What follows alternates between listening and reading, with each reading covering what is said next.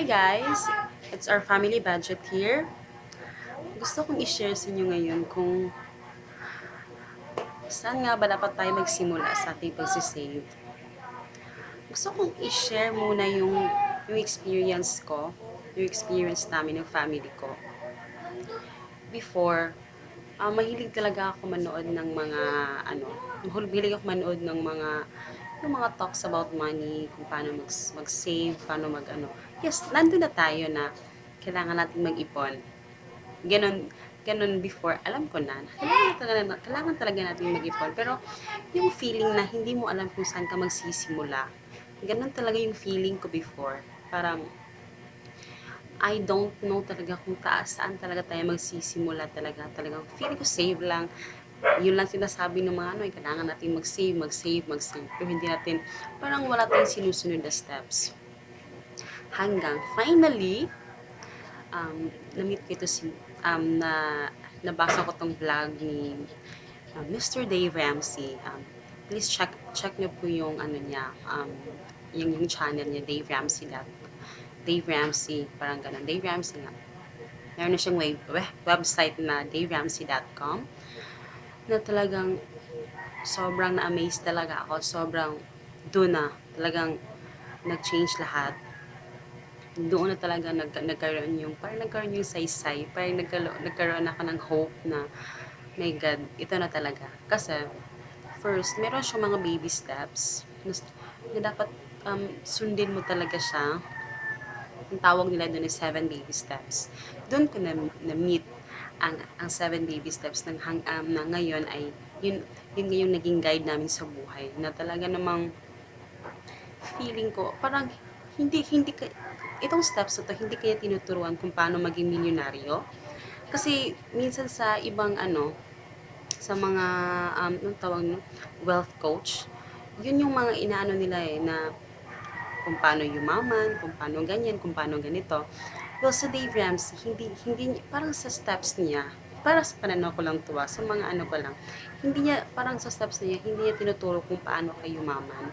Parang, kasi, nag-study kasi, pinag-aralan niya yung money at saka yung Bible. Kinonek niya yon.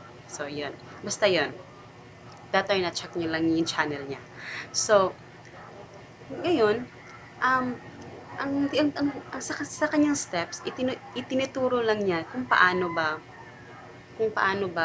magsimula. Kailangan na um, mag-save ka muna sa yung um, tawag doon, emergency fund na at least $1,000 sa atin yung mga 45,000 na yon. Pag pag naano mo na yon, pag nakompleto mo na yung inyong emergency fund, so kailangan mo na bayaran yung utang. Tapos kung bayaran ng utang, basta meron siyang mga steps doon na hindi ko na lang iisa-isahin. Pero doon kami nagsimula at ngayon, nandun pa kami sa baby step number 1 at baby step number 2.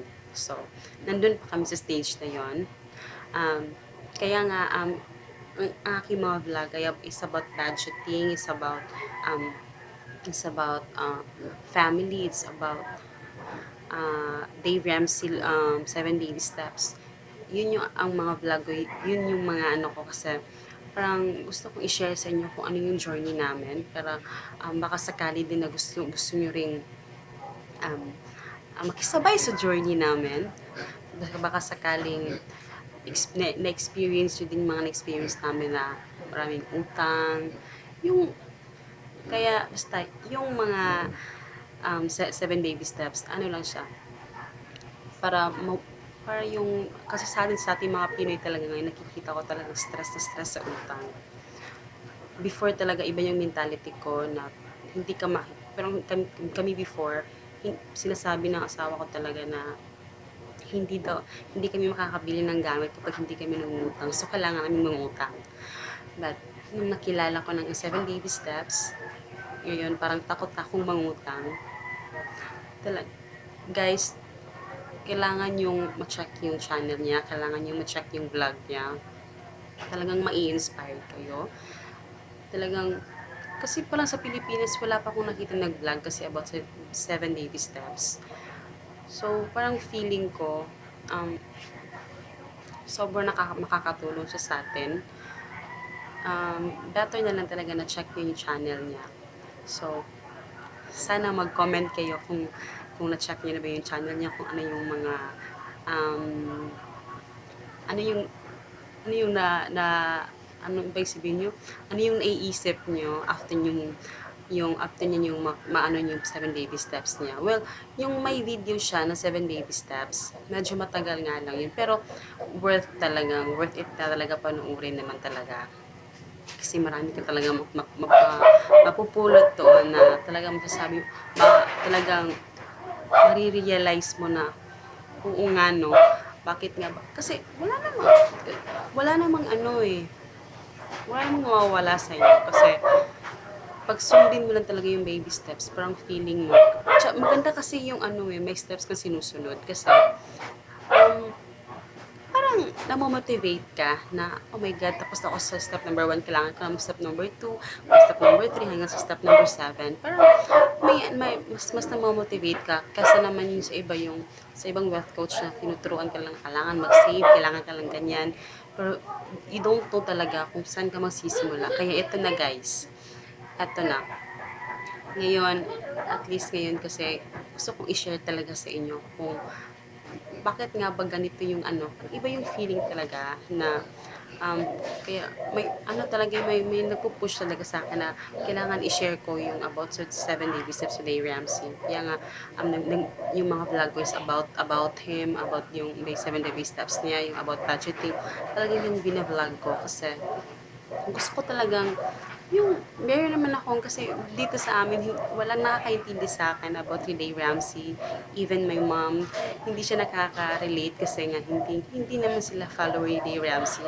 Um, so, sana ay meron naman akong ma-meet na follower din sana ni Dave Ramsey na makaka-chat ko or makakaano ko kung para ma-share namin kung ano yung mga ginagawa namin para sa aming 7 baby steps. So, yun lang po. So, sana po ay ma-check niyo yung channel niya para naman po may mapulutin kayo doon. Yun lang po. Salamat.